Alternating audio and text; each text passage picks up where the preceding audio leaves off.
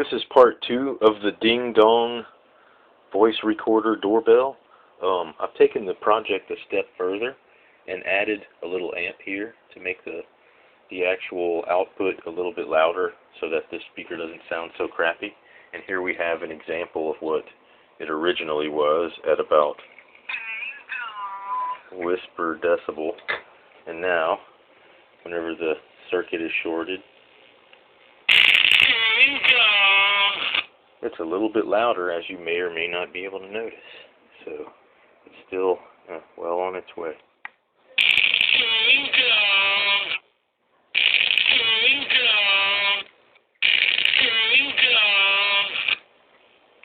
There you have it. Once again, ding dong, bitches.